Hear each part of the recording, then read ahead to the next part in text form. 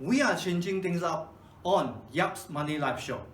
Instead of my usual sharing, I will be giving you an inside look at the thought process and the level of professionalism which I apply when advising and consulting my client in my practice. I thought rather than guessing what you, the viewers, want, the new format allows me to share financial issues which matters to you. So recently there's a lot of Robo Advisors starting to come up in Malaysia as well. Yes. And they have their own customized portfolio. Yes. Each portfolio invests in multiple, I think at least 7 or 8 different ETFs Yes. across the globe.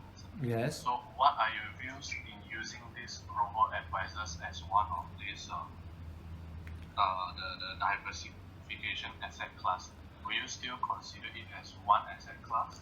I think there are two factors you need to consider here. Number one is that whether this particular robo-advisor focus in a diversifying the asset class to 6 or 7 or more asset class equally or maybe broadly, and whether they are taking a passive approach to manage and maintain this asset class. So if they are taking a passive approach to maintain this asset class and rebalance it as and when required, I would say that will follow asset class diversification principle very closely.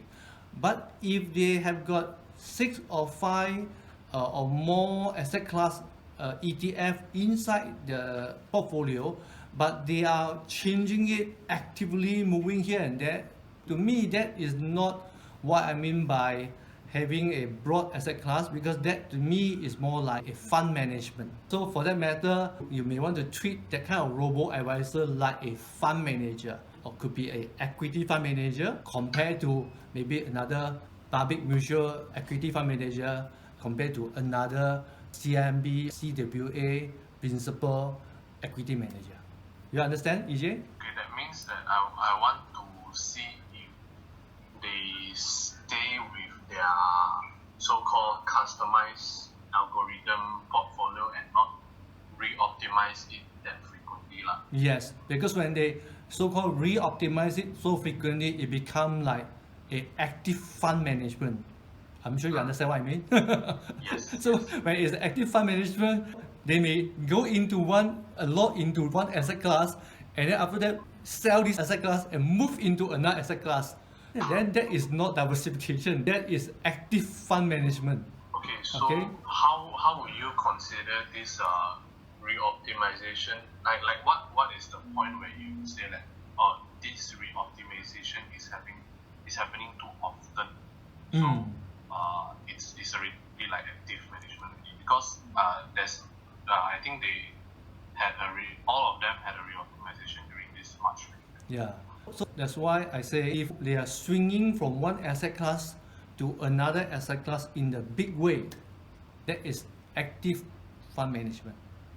But if they are just tweaking, they still keep all the main asset class, but just tweaking a little bit, 1-2% or 2-3% difference, so that to make sure that it is rebalanced in a volatile situation. That's what I mean by passive asset class diversification. Understand. Okay, so what we want is a passive asset class diversification, so that we would have exposure to all the different asset class all the time. We do not bet into any one asset class.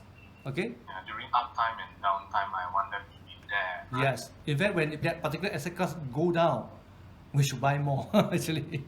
Yeah, exactly. That's why I was wondering why did they optimize it in, and it was quite a big change for the Robo Advisor service that I was using. Yeah. It wasn't 1-2%, it was like a 20 or 30%. Yeah, so then you need to categorize what category do they belong. Okay? If money is important to you, please remember to subscribe to my channel.